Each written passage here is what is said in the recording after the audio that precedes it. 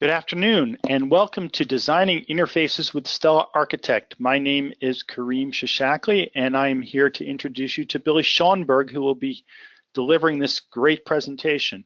Billy is the lead engineer for us on Stella Architect, so if you like a lot of what you're seeing there, you should thank Billy for that because he's responsible for it. And Billy has done system dynamics consulting and building of interfaces on top of models that are effective for people to understand what is happening and to learn what they need to determine through what you want them to learn through the use of the model.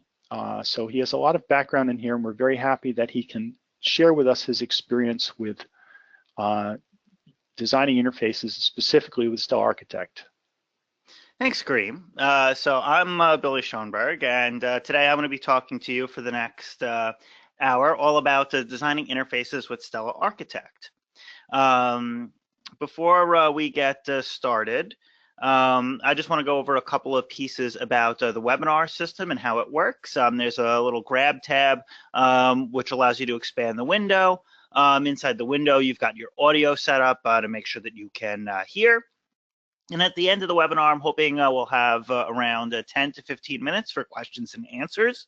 So if at any time, if you have any questions, you can submit them through the GoToWebinar system, and they'll either be answered during the webinar via text or at the end of the webinar via chat back and forth, or if we can't get to them via email. So we're very glad to have you all with us today. And let's go over today's agenda and what we plan on talking about.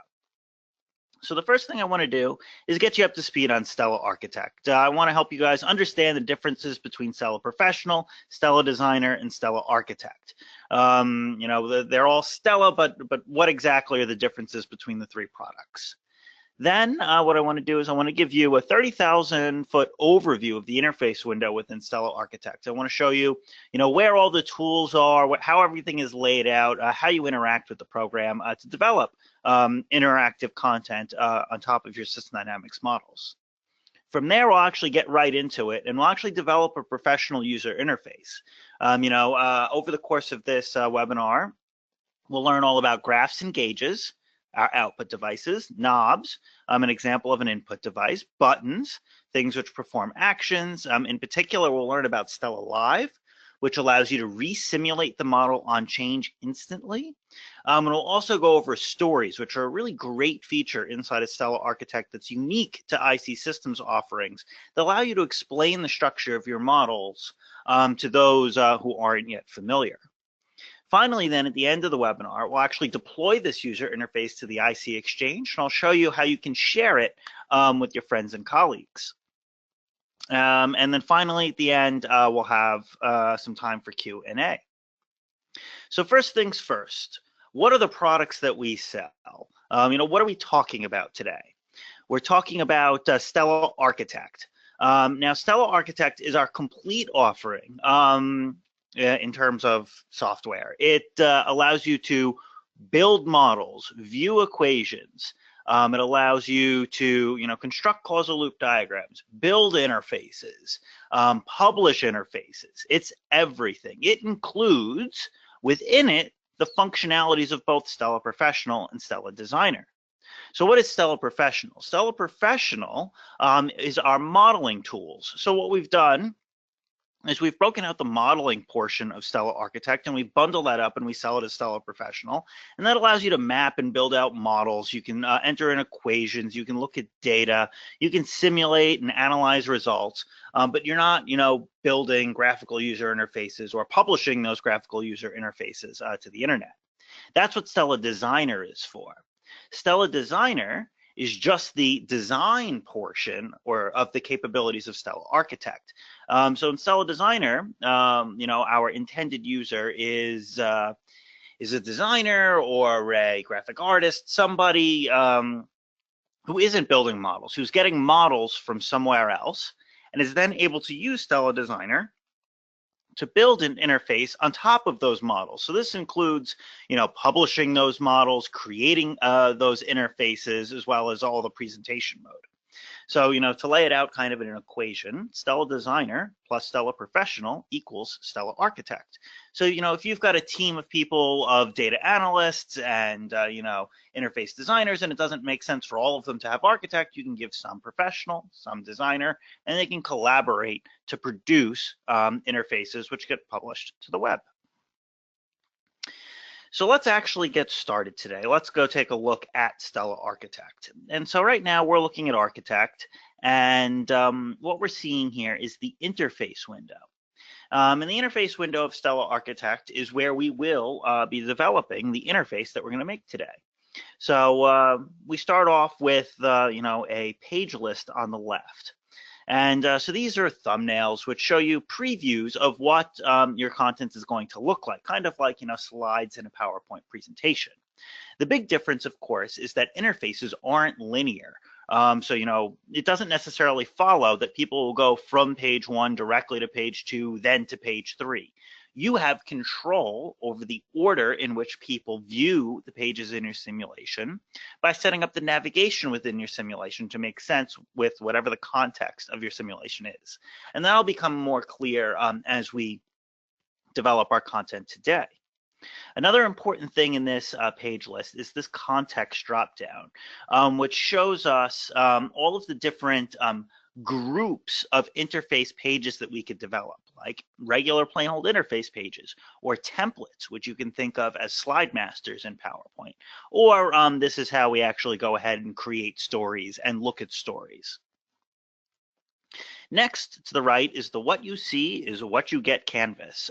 So for example, I can put a button down on this canvas and you can see exactly as that interface will appear here on this canvas. So, I can manipulate items on this canvas, change their size, change their position, and this is what the interface will look like exactly when published in a web browser. So let's get rid of that button. We don't need it now. The next thing is the settings panel here on the right. And what's great about this settings panel is it's context specific. So whatever item or items you have selected in the what you see is what you get canvas, you get the relevant settings for that selection here in the panel. This panel has multiple tabs in it. So the first tab here is all about interface settings. But we could take a look at, for instance, sensitivity analysis settings or simulation events, things that we won't necessarily be covering today. But the point is that this panel is tabbed, so all of the settings for whatever your current selection are organized in logical subgroups here in this settings panel. Next, at the top of the page, we have what we call the build toolbar, and that's what I'm running my mouse through here at the moment. The build toolbar contains all of the widgets that you're able to place onto the what you see is what you get canvas. So the first group of widgets are what we call our annotations. These are things like buttons and in particular an annotation button, text boxes, images, movies, and a model view, which is a way of taking a look at your stock and flow structure in your interface. The next set of widgets are all of our output devices, graphs and tables and numeric displays and traffic lights and gauges and animation widgets. We'll cover a small subset of these widgets today, but we've got a future series of webinars coming up, which I'll show you the schedule for at the end of today's presentation. And we'll cover some of these other widgets more in depth in those presentations. The next set of widgets here are our input devices, our sliders, our knobs, our numeric inputs, switches, things like that. Finally, we then get into our mode toolbar, which allows us to switch between the editing mode, where we're dragging and dropping and creating things, and presentation mode, which allows us to present our models like they would be presented within PowerPoint, for instance. And then finally, this X squared button, which is available in Stella Architect, which drops you into the model window. So Stella Architect is constructed using two main top-level windows. The first window is the interface window, which is where you build your simulation interfaces. The second window is the model window. The model window is where you build your stock and flow structure. And this works out really well in dual monitor setups because you can be building your model on one screen and building your interface on the other so that you can keep development in check. So I'm going to maximize the model window here, and you can see here that today we're going to be building an interface on top of the predator-prey model, otherwise sometimes referred to as the Lotka-Volterra model. In this model, we're tracking two populations, the population of hares and the population of lynx. We're going to explore the oscillatory nature of this model in the learning environment that we're building. To get back to the interface, it's as easy as hitting the Open Interface window button, which brings us back into the interface. So the first thing we want to do when we're building an interface is to think about the screen size. How big is this simulation going to be in terms of, quote unquote, physical space? What kind of devices are people going to be looking at the simulation on? So if we come over here into the page size section, we offer a series of preset defaults, desktop tablets at 4:3 aspect ratio. This is, the barest of minimums. Using this will work on 99.99999% of all devices in the wild. But today I want to develop content for wide desktops or tablets, which encompass most modern, newer devices. So one of the things that's really neat about Stella Architect is when you're developing an interface, you're developing it, not only for the web, but it can be used on desktop computers and tablets and mobile phones. And so these page size settings really help with that. And so now you can see the page width is 1000 by 66 pixels and the page height is 600 pixels. So let's actually get started, putting stuff down. So, when we build interfaces, interfaces are constructed of three main constituent parts. They're constructed of output devices, graphs and tables, things that show us results from our model. Input devices, sliders and knobs and things like that, things which allow us to affect the state of the model. And finally, actions. And these are widgets which allow us to perform actions in the model. That could be, simulating the model or starting a new run in the model or things like that. So let's start with an output device. Let's start with the most common output device, the graph. So I click once on the graph icon in the build toolbar and click again on the canvas to drop it down. And now I've got a graph widget, which is laid out nicely for me. And what we want to do is we want to plot variables on this graph. On this graph, I want to plot both hares and lynx. And so the way that I do that is to take a look at the graph panel here, which is arranged in terms of groups.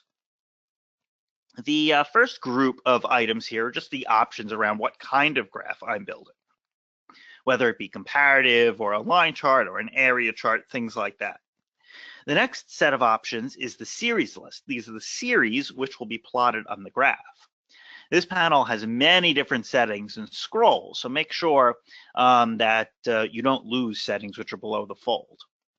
But first, to add items to a graph, I'm going to use the green plus. So every time you see a green plus in Stella Architect, that means, hey, I want to add something to this device. So in this case, when I click the green plus, it brings up this little selection dialog, which allows me to filter the items in my model, which I could plot on this graph. In this case, I want to start by plotting hares. Now I want to add another series to this graph, and I want that series to be the lynx. So now I've got a graph set up with hares and lynx, but my lynx are a dashed dotted series. This could be real good if we were planning on printing this interface in black and white, but I don't plan on doing that today, and I really want a solid line. So let me show you how you can adjust the settings for a series. What you do is you come back into the series list, click on its name within the series list. The settings then will update to be relevant to whatever series you have selected. I come down here to the style and I choose, instead of dash dot, solid. And because this is a what you see is what you get canvas, immediately the graph updates and the line changes from being dashed to solid. The next thing I want to do is set up a title for this graph. So I'm going to scroll down into the graph options, and rather than choose graph here, I'm going to choose hares versus lynx. There we go. And now that I've set that up, the title automatically updates. And let's move this graph over a little bit, make it a little bit larger so that it's easier to see. Then the next thing I want to do is just run the model real quick, just to see what this graph looks like. And I do that by going to the Run toolbar and hitting the Run button. And so by default, this model is in equilibrium. There's around 2,000, how many hairs are there? There's around 50,000 hairs, and so I'm getting this by clicking and dragging on the graph, and there's 1,250 links. So what I'd like to do with this graph is put the hairs on the left axis and the links on the right axis. So to do that, I'm going to go back to edit mode by hitting the pencil and paper icon in the mode toolbar, select the graph again, and scroll up into the series list, and we'll start by setting up the hairs. So I know the hairs vary between a minimum value of 0 and a maximum value of 140,000. And so now we've set up the max for that series. Then I'm going to select the links, and the links I know vary from a minimum of 0 to a maximum of 2,000. And what I want to do is check off this right axis setting, which moves the links onto the right axis. And so now we can see our graph has hairs on the left, links on the right, the link scale is on the right axis, the hair scale is on the left axis. So this graph is looking a lot better now. It's a lot easier to see what's going on. But something also to keep in mind when you're developing interfaces is you want larger font sizes. The bigger you can make your font sizes, the better. And typically, you don't really want to be using font sizes any smaller than 10 or 12. And I think we're using a smaller font size right now for our axis labels. So let me show you how you can change the styles of a selected widget. And you can do that by hitting the Style panel over here in the Settings panel down here, the Paint Roller. Anytime you see a paint roller like that, that means you're going to be adjusting the styles of the selected widget. So what I want to do is set up our title to be size 18. I want to set our axis labels to be size 14. And I want the actual numbers on the axis to be size 12. So now we've made a graph that's a heck of a lot easier to read. So if I minimize this panel over here by clicking the gray triangle, we can actually get a better idea of what this graph looks like in the context of our full interface. This is pretty legible. These font sizes can be seen. To bring the panel back, I hit the gray triangle, or I double click on a widget. So now that I've got my graph set up, I've got the output portion of my simulation all together. What I need to focus on next is the input side of my simulation. How are people going to set values within this model? To do that, I'm going to be using the knob widget. So I come up to the build toolbar here, and I hover over the knob widget, and I click it, and I click again to place it. And I'm going to move it over here and make it a bunch larger so that it's easier to see. And again, I've got a green plus, so that means I can link a variable in the model to this widget. And in this case, I want to link it to the variable called size of one-time links harvest. And so by default, it creates a knob for me with some preset minimum, maximum, and an increment. If you set up your scales and ranges panel in your model appropriately, it will use those values.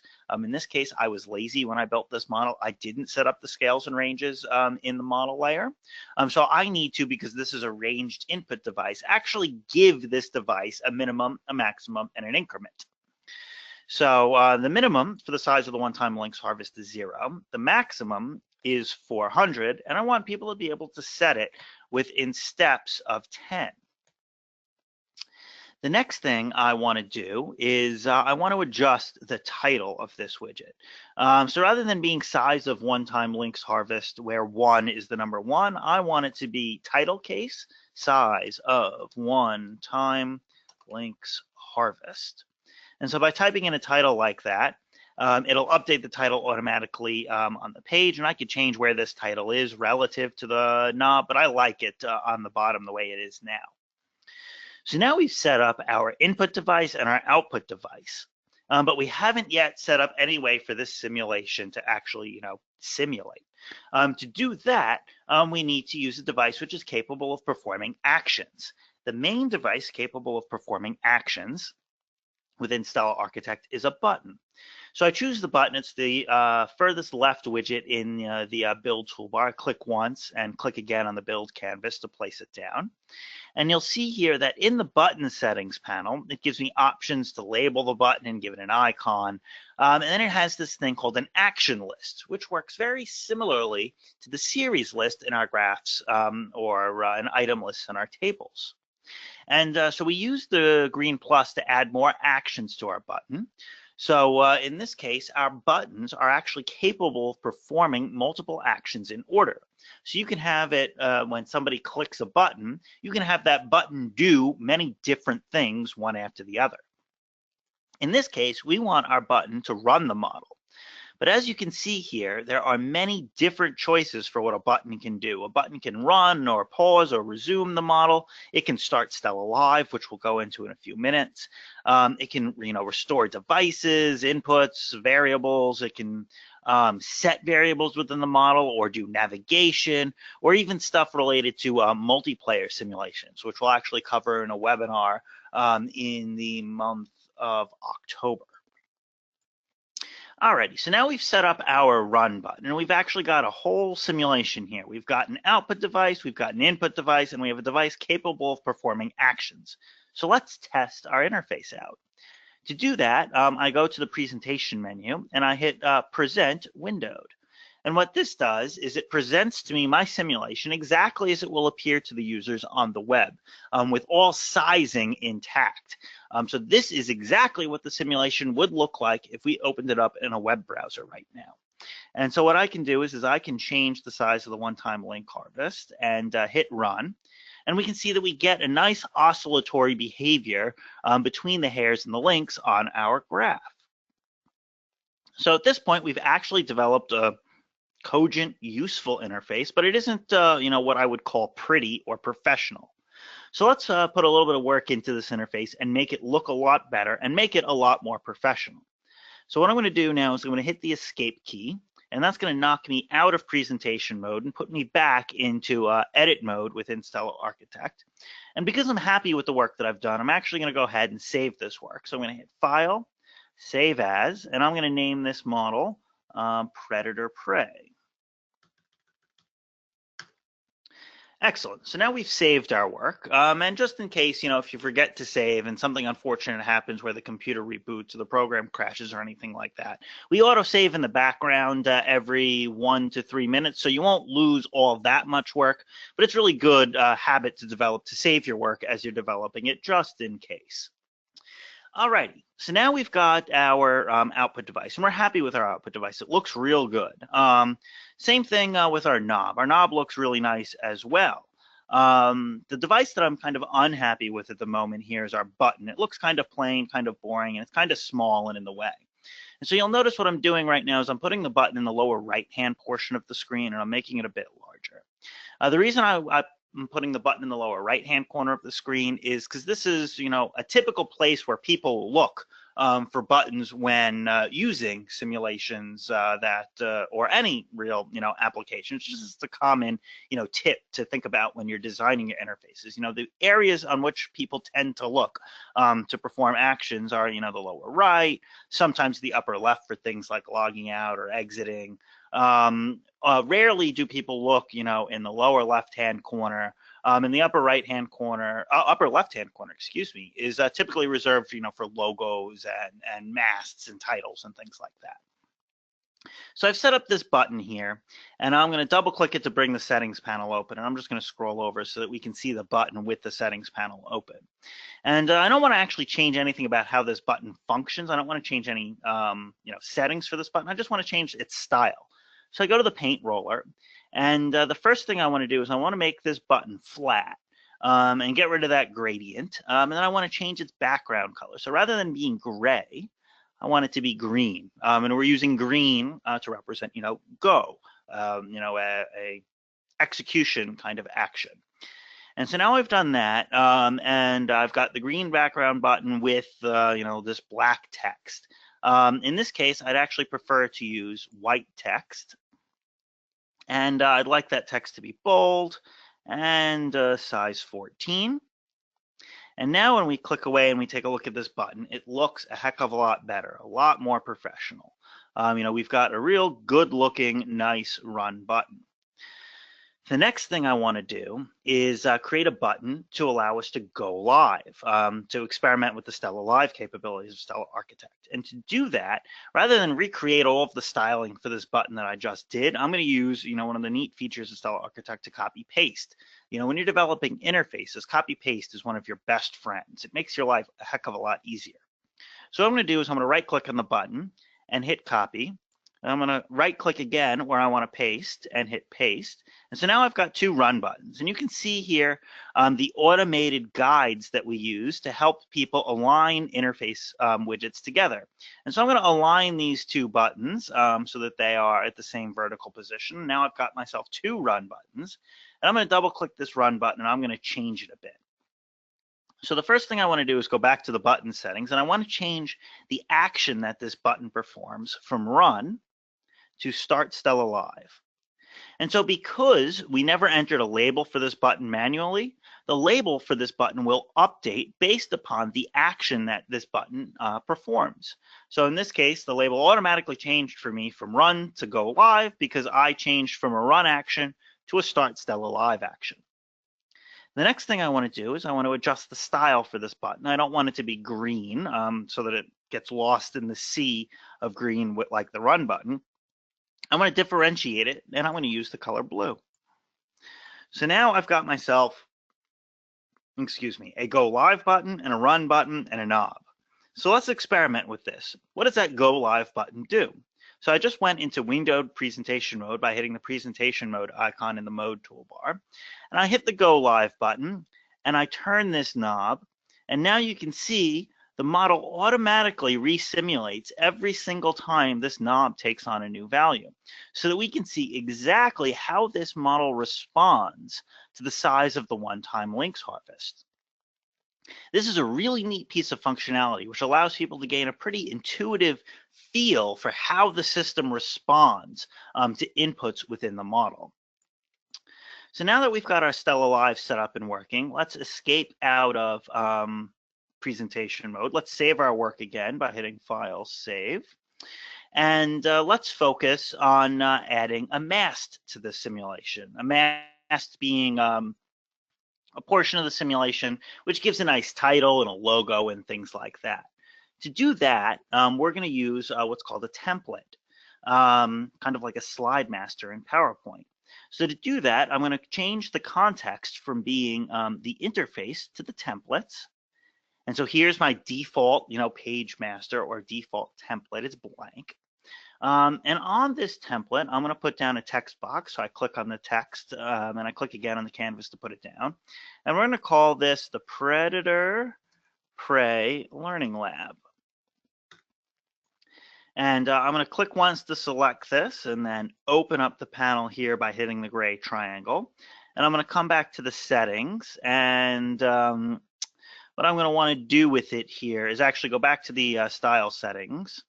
And I want to use a much larger font size. So let's go put it up at size 28. And then I want to change where this text is located on the page. And so what I'm going to do is I'm going to put it at position 0, 0, up in the upper left-hand corner.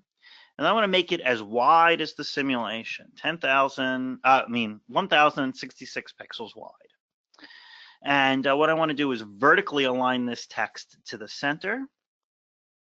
And then I want to come back to the settings and I want to adjust the padding because right now the text, the P for instance, is way too pushed into the left-hand part of the screen. So let's change the padding from 2 pixels to 12 pixels. And so what that does is that moves the text off each of the edges of the text box to get it lined up nicely. Then what I want to do is I want to create a horizontal line under this text to kind of delineate the masked content from the actual simulation content. So to do that, I'm going to make this text box be bordered with a solid border. But you'll see that when I do that, it creates this really awkward, border, double border around the edge of the simulation. So let's fix that by selecting the text box, coming back to the style panel and moving that border to be in negative space. So I'm going to move the whole text box 2 pixels into negative space in the left, 2 pixels in negative space off the top. And then I need to add those pixels that I've just taken away to the width and to the height. And for the height of this thing, I want 60, not 80. There we go. And so now when we take a look at this widget and we minimize the panel out of the way, we see now we get this really nice horizontal dividing line, which separates our simulation content from our masked content.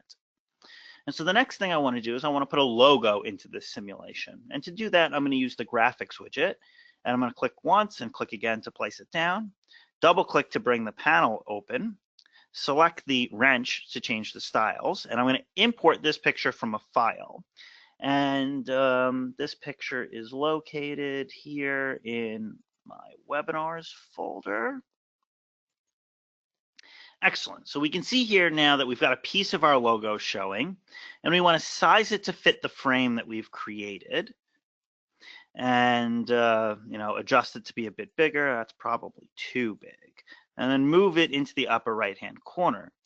And so you'll be saying to me right now, Billy, yo, what's going on here? Why the logo disappears? I move it up into the right-hand corner of the screen here.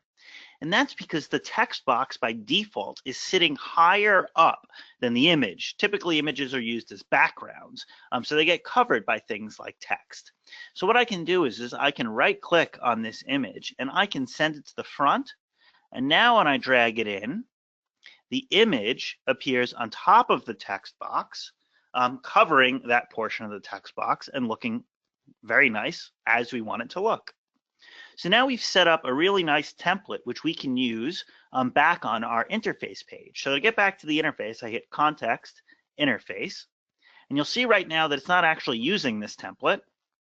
But if I open the panel and scroll down all the way to the bottom of the interface settings, you can see here that there's a setting to control what template's being used. And in this case, I'm going to use template 1. And so now we end up with this content placed nicely on this page here. And I can take the knob and move it around and get it positioned nicely with the chart. I'm actually going to shrink this graph down a bit because what we're doing now is we're going to add a set of gauges to this interface to show us instantaneous values for both the hairs and link stocks. So to do that, I'm going to come over here to the gauge widget in the build toolbar and press again to put it down. And so by default, the gauge shows up as a speedometer, as a circular gauge. And if I open up the settings panel, you'll see the familiar choose a variable setting, and I'm going to choose that. And I want this gauge to show me the hairs. And rather than being circular, I want this gauge to be rectangular. And so that changes it into something like a thermometer, something that looks a bit more like a bar chart, which is what we're looking for here. So I'm going to move this thing over and align it nicely with the bottom of the page. Excellent. And our hairs, they go from 0 to 140,000. And what we want to do is we want to change, this concept of color regions. There isn't necessarily any value associated with, a large number of hairs or a small number of hairs. So we're just going to not color any of the regions on this gauge. And we're going to change the title of this gauge to be hairs. And we want to choose a needle color that matches the plot color in the graph, which in this case is blue. So I choose the needle color, and using the pick screen color option here, I'm just going to scroll over to the legend and choose that exact color. And so now, oh, excuse me, I didn't want the needle color. So I can use the handy dandy undo, and I wanted to choose a bar color so that the bar of the gauge looks like what's on the graph. And so now, Boy, I'm really off my game today. I want the bar progress color. Excuse me. What's black? I want to be blue. So I choose the bar progress color, and this time I finally get it right. And so now the hairs are blue in the gauge like they are in the graph here. So now we've got kind of a full demonstration of all of the various colors in the gauge. And so that I don't have to go through the same litany of mistakes, I'm going to copy this gauge by selecting it, right-clicking, and hitting copy, and clicking again and hitting paste. I'll align this gauge to match up nicely with the rest of my simulation. And what I want to do is I want to adjust this gauge, and I want this to represent the links. So let's go back here and let's change this from hairs to links. Rather than from going 0 to 140,000, let's do it 0 to 2,000. Let's change the hairs to links in the title. And finally, we will go back to the style settings. We're going to change the bar progress color to red. And now we've got a nice interface, which is showing us instantaneous values for the links and the hairs, a knob to control the size of the one-time links harvest, a run button, and a go live button. So let's test this out. What's it actually look like? So when I run here now, we can see the gauges tracking each other back and forth, back and forth, back and forth as the simulation runs. And so what I want to do is I want to make a couple of changes to these gauges. I don't like how the links right now is formatted with 1.56K. I'd much prefer if it actually printed out what the real value of links was without having to go into shorthand, because these numbers aren't all that big. So what I'm going to do is right-click on the gauge and hit Format, Links. And I'm going to change the precision. I'm going to change the scale by from auto to none. I'm going to use a 1,000 separator, and I'm going to set the precision to be whole numbers. So now I see exactly 1,566 links. For the hairs, I'm going to leave them alone because these numbers get to be so large that if we were to format them showing all of their precision without doing any sort of scaling, the numbers would be gigantic and not fit. So I'm happy with this interface. So I saved this time by hitting Control S. And so now we get to the part of the presentation where we're going to focus on developing the story. So we use stories to explain model structure to people who are running our simulations. So I'm going to go to the context menu, and rather than going to interface or templates, I'm going to choose Add New Story. And this prompts me to give a name to my story, and it prompts me to choose what module this story starts in. In this case, I'm not using modules, so it's the top level, and I don't really care to give this story a name, so I'm just going to hit OK. And so now it shows me, and it says, hey, Billy, what structure do you want to be visible on this page of your story? You can select it in this diagram below. So what I can do is I can either individually click off the pieces of structure I want to be visible, including connectors, or I can drag select a whole chunk of structure I want to be visible, and it will be made visible. So first, I want to start off by showing people that this is just a normal hair population model. And so when I click OK, it's going to put that stock and flow structure on the page. And it's not actually showing our our template content. So let's go fix that. Let's select nothing by clicking into the gray area, opening up the interface settings panel, and choosing a template, template 1. So now we've got our structure being presented on our template. And so I can double click now, and I want to move this stock and flow structure around a little bit. So what I want to do is I want to zoom in a bit on this stock and flow structure. I think I want it to about 120%. And what I'm going to do is I'm going to hit this Change Visible Structure button again.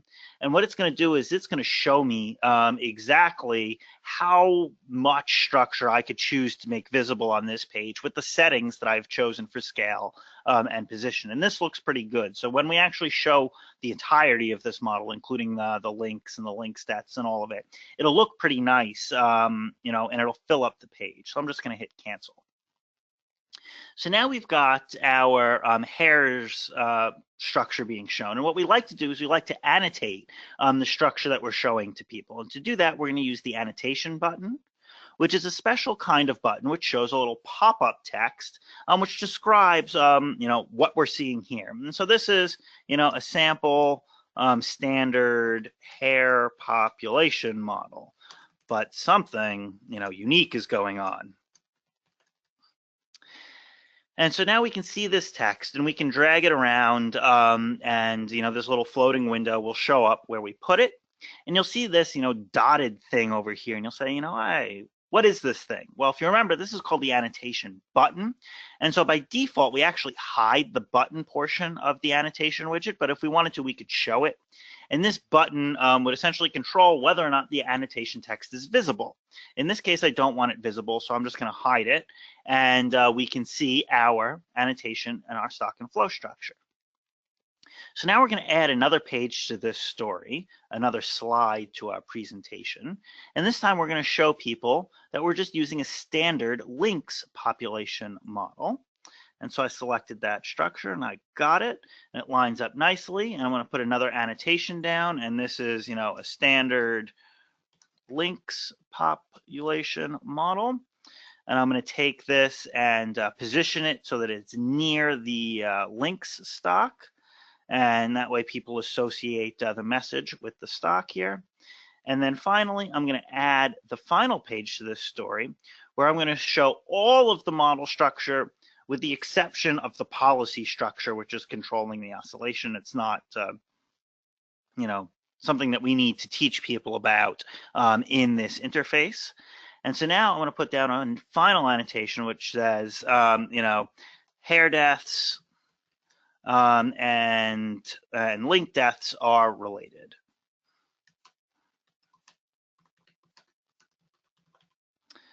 All righty.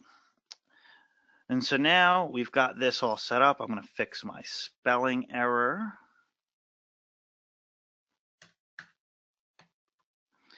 Excellent. And so now we've got our story set up.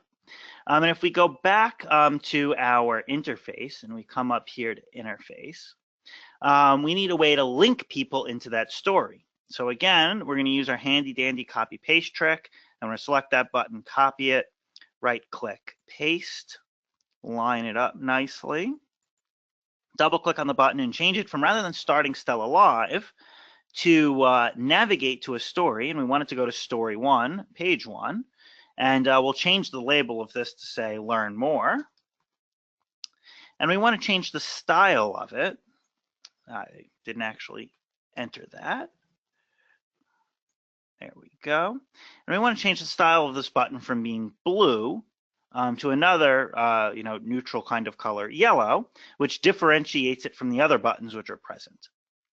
So now when we present this interface, we can run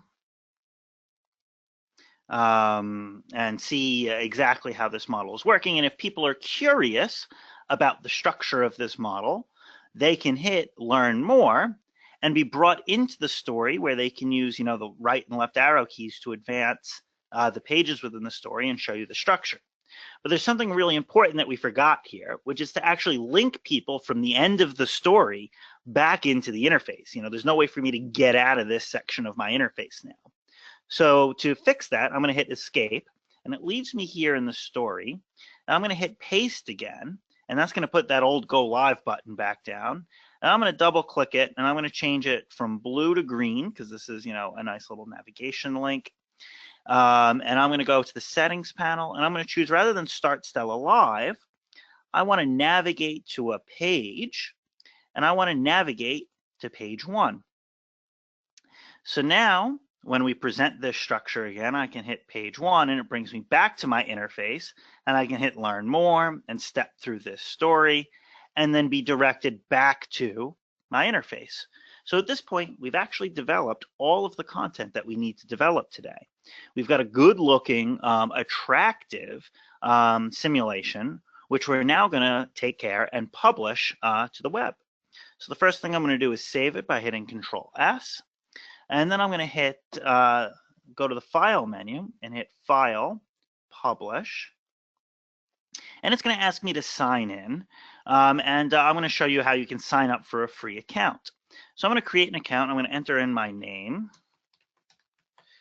And then I'm going to add an additional thing to this. And what this is doing is it's changing the URL that my sims will appear at. And then I'm going to enter in an email address.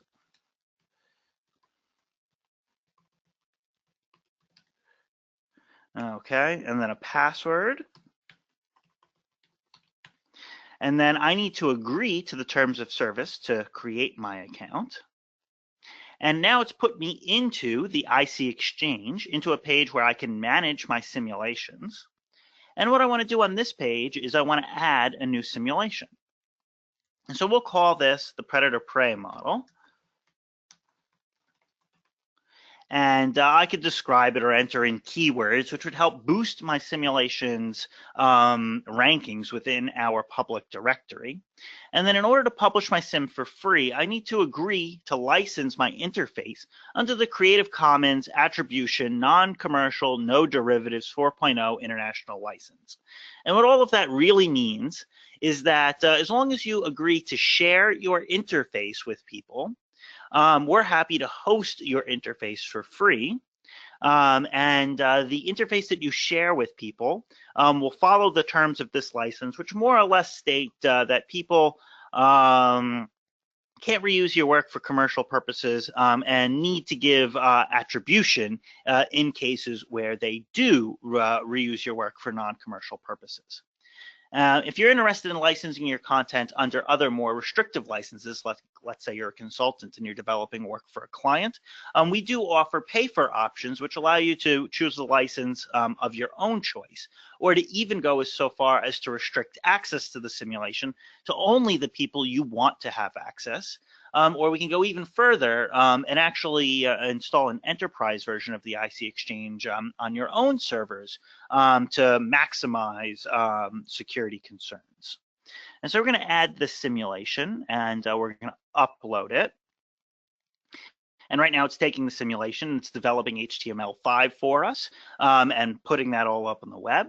And so now I can hit this view link, and it's going to open up the simulation for me directly here within this little browser within Stella Architect, or I can copy this URL by hitting Control-C, opening up Google Chrome, hitting a new tab button and pasting. And now I can actually run this simulation directly within Google Chrome. So I'm going to adjust the size of the one-time links harvest, and I'm going to hit run. And we can see here that we get our oscillatory behavior. We can do all of the stuff we were talking about with Go Live, where as we change the knob, the behavior in the model automatically updates. Or we can go through the story and learn more about how this model is constructed and end up back in our interface. So with that now, I'm going to bring us back to the PowerPoint. And I'm going to open the floor for questions in just a second. And I just want to tell you about some of the content that's coming up on September 12th. We're going to be doing a webinar for free called Creating Engaging Content with Stella Architect. This is all about animations and spatial map. On October 17th, we'll be doing one on building multiplayer simulations with Stella Architect. That'll be a cool one. And then in November, we're going to be doing a paid series of 4 classes all about interactive learning environments, the design and theory behind them. So with that, I'd like to turn the floor over to Kareem for questions. Thanks, Billy. That was a great presentation, and those all look like they're going to be really cool webinars. The first question that came up was, why do I see fewer options in my Stella Architect panel than you have? I'm not so sure what you mean by fewer options. We're running version 1.1. Oh, okay, got it. So I've been using today the latest version, Stella Architect version 1.4.1. And obviously over the past, what is it? I'd say 16 months since 1.1 came out.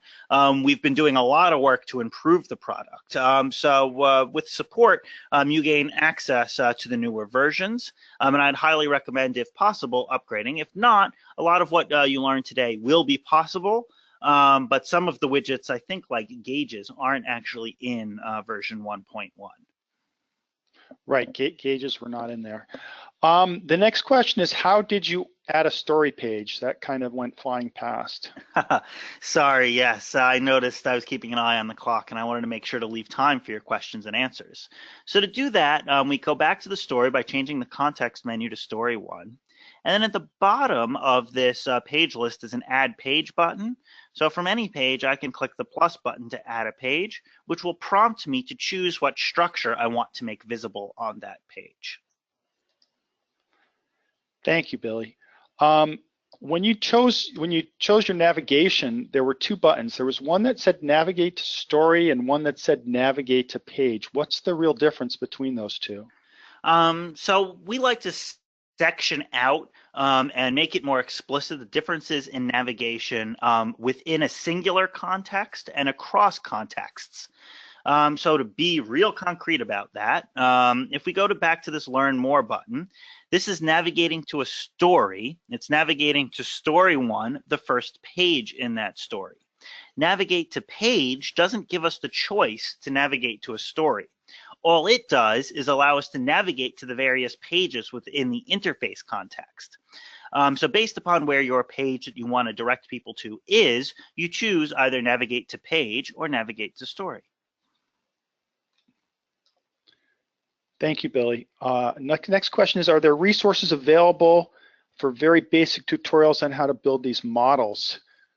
Yes, so if you come into the help section and you come into our documentation, we've got a lot of very nice tutorials that lead you through both model construction and interface construction. So you've got where to begin, which gives you guidance on how to get started with developing models and interfaces.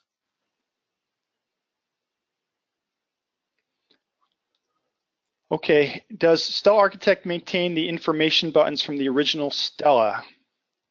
Yes, so that's what those annotation buttons that we were using are when you uncheck the hide button option. So for example here, if we come back to our story and we take a look at one of these annotations, I can double click on it, actually show the button by unchecking hide button, give a nice label to it like info, and you can see here now that this button will control whether or not this floating window is visible. Great, and can we place one of those buttons on top of a graph? Yep, definitely. So all of the widgets can be placed anywhere on the page, and so I can take this button and I can place it, right here on this portion of the graph. And if we go into presentation mode here, clicking this button will affect whether or not the annotation is visible. Great.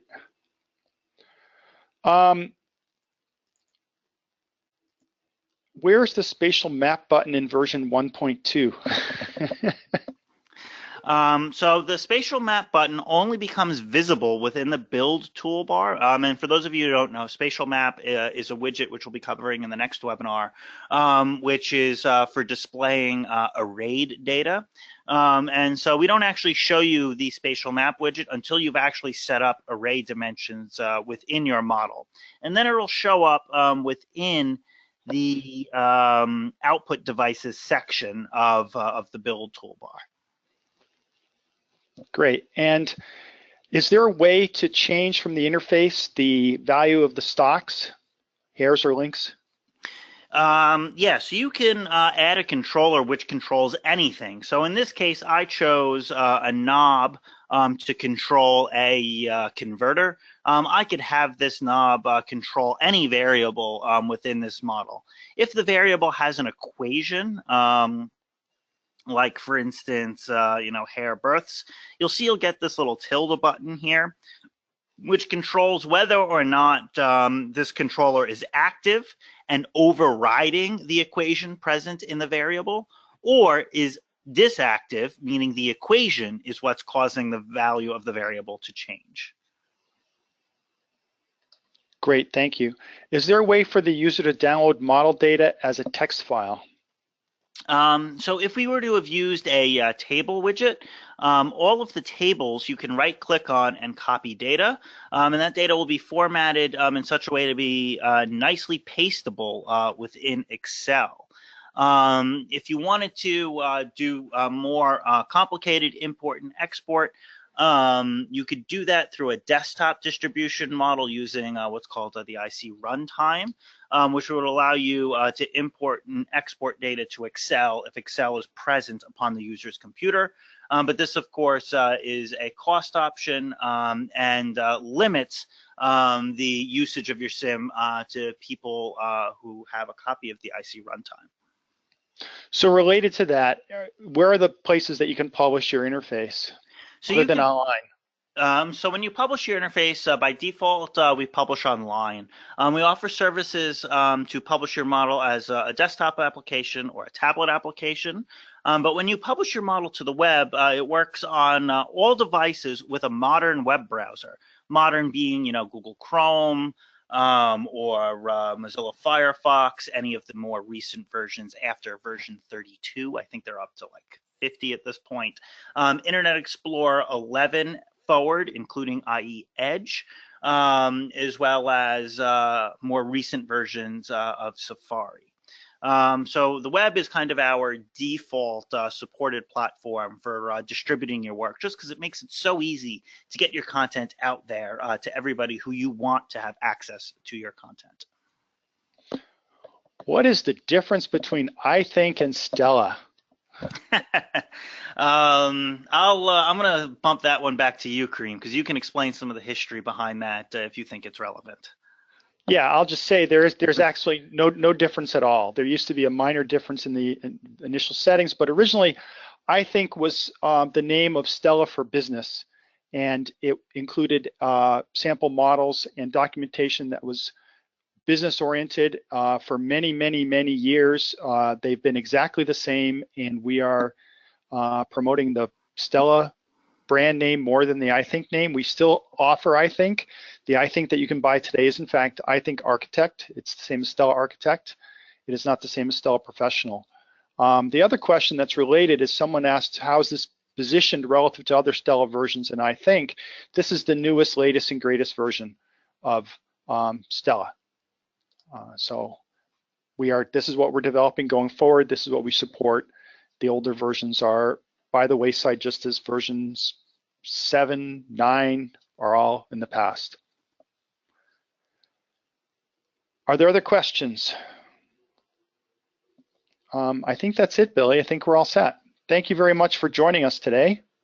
Excellent, and I'm glad that we got time to spend together. And if you ever have any questions, you can reach out and contact me at my email address here, or you can always email support@icsystems.com. Thank you. Bye.